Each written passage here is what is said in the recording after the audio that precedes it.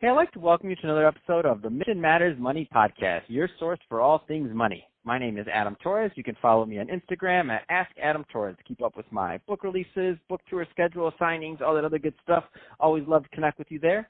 And as always, if you'd like to apply to become a co-author of one of my upcoming books, just head on over to the website, missionmatters.com, and click on Become an Author to apply. All right, so today I have Zac Larson on the line, and he's founding partner and a wealth advisor over at IntentGen Financial Partners. Zac, welcome to the show. Thanks for having me, Adam. It's good to be with you, and I'm excited to talk with you about money today. Oh, man, I'm excited, too, and I'm excited to get into today's topic. So planning intentionally and living generously. I mean, I don't think it's something that we always talk enough about in the media, so I'm excited to get into this with you. But before we do that, let's talk a little bit more about what you're doing over at IntentGen Financial Partners. Tell us a little bit more about the company, please. What we have learned through the years, Adam, is that there rarely is enough money to go around for people when it comes to how the world measures it.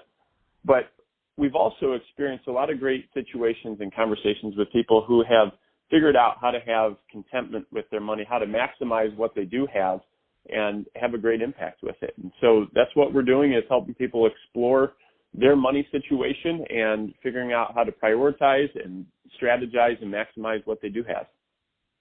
What are, a lot of people listening, a lot of business owners, entrepreneurs, executives, families, of course, listening. What are typically the right types of clients, whether it's niche or just or demographic, that typically make sense for IntentGen Financial Partners, just so that the right people follow up with you after listening to this? I think, Adam, it's people that are looking to make a difference with their money, a difference for themselves, for their family, for people they care about, for organizations they care about. A lot of financial companies try to place a net worth or an income around what they do. Our vision is really about helping thousands of people, and we've built out a team of advisors and support professionals to do that. And so if people are interested in taking control of their money and living more intentionally and generously with it, they're the right fit for us. I think that's also a great transition to today's topic. So planning intentionally and living generously. I mean, where do you want to start with that one? Well, I guess just to start with how a lot of people come in to see us initially, and they're saying, we've got all this stuff out there, and we don't necessarily know what it is. And just in this recent few weeks, I've spent a lot more time in my home office. And my wife was working through an Excel spreadsheet and didn't realize some of the tricks in there. And it made me realize that most people could care less about an Excel spreadsheet. They don't want to add up what they have or review all their statements. So a big part of what we do is help people organize and understand what they have. That's the first step to planning intentionally. And then the second is talking about priorities. And we use that word a lot instead of goals. I'm a goal-minded, goal-oriented person. I'm guessing you are too. And probably a lot of people listening in are. But, at the same time, it's hard to establish goals for some people. And so we know that everybody has a priority. They say what's important to them. And that's what we try to uncover. Where do you think, or where do you find, and by the way, I know this is going to vary from client to client, from situation, from background, all those other things. I know it varies, but where do you find a lot? I know themes also arise over time. What do you find are some of the common reasons that people kind of fail in that area that you found in your experience? Most people, when it comes to their money, live, I refer to it accidentally. Their priorities show up day to day. So I'm going to go use my money to do this, or I'm going to go have this experience because it's important to me now, and they're not lining up their long-term, their priorities for their future self with their current self. So we're going to try to help people identify both of those. Unfortunately, we've worked with people who laid out the best plans, and those plans don't come to fruition because an illness happens or life changes or they lose a loved one. So we know we can't in any way control what the future is going to bring. Mm-hmm. But if we just spend our time living for today, then you create this accidental financial situation. And we're going to try to help people be more purposeful with that.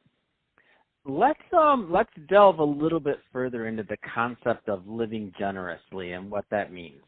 So where do you want to start with that one? Well, I know you're out in the California area, and so there's probably people listening there that have have boats. And I've come across this observation through working with clients that have them or just getting to be in cool places where there's a lot of boats.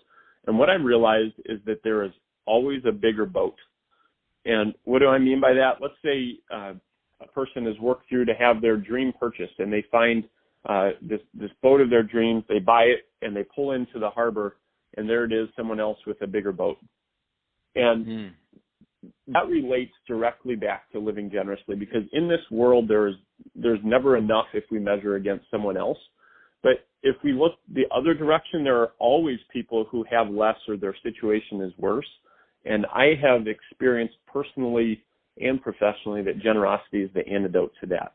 It's a way of thinking about more than ourselves, about living bigger than ourselves and helping others, whether it's money, time, whether it's using our skills to impact others' lives. When people live generously, then it helps create a balance between never enough and more than enough.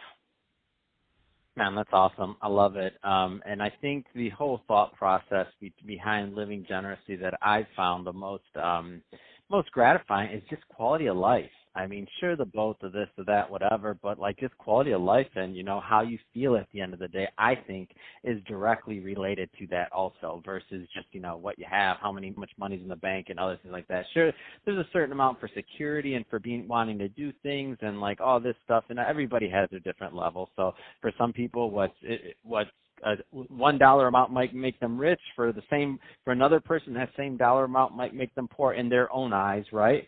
But that being said, whatever your thought process is, the whole idea is how can you still give back and how can you still make a difference outside of just your immediate sphere. And I think that's a really interesting thing to bring into just planning overall. That's totally it. My wife and I have conversations with our kids about that at home. We have 4 boys ranging from ages 9 to 14, and so we're challenging them to get in a mode of thinking that's bigger than themselves, not only with money but time. And then we see that come back with our clients too. And it's not always about giving to someone else. In a weird way, sometimes it's about giving ourselves permission to use money to create an experience. We have a lot of clients that truly have more than enough dollars to do what they need in their daily life, yet they don't have the confidence or the plan to take their family on a trip, to give more to a place that they care about because they worry if they have enough. And so that's how we circle back into planning intentionally that says, let's, through a very succinct, clear process, focus on giving people confidence and permission that they do have enough to accomplish the things that they want. That's awesome. So, Zach, I could talk to you about this all day long, but we're about out of time. So that being said, if somebody's listening to this and they want to follow up and learn more about you and your practice, what's the best way for them to do that? Yeah, check out our website, IntentGen.com. It's spelled INTENTGEN.com, and it comes from the words that we stress and focus on. Live intentionally, live generously. Through there, they can see videos of what a true financial partnership might look like to work with a professional who cares about them.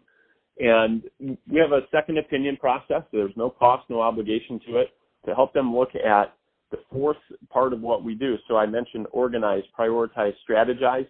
The fourth part is maximize. And maximize can obviously mean more, but sometimes it means minimizing fees, risk, taxes, all those parts that people don't love, but it's an important part of the plan.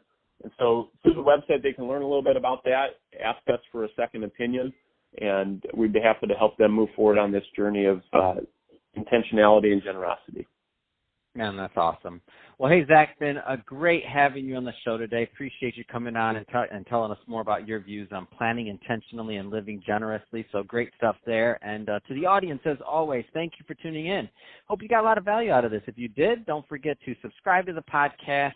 Leave me a review on the Apple iTunes Store. If you're watching this on our YouTube channel, Mission Matters Money, definitely give us a subscribe there, but also leave us some comments in the video. Love to know what you're working on and what kind of things you have going on in your neck of the world. And Zach, thanks again for coming on the show.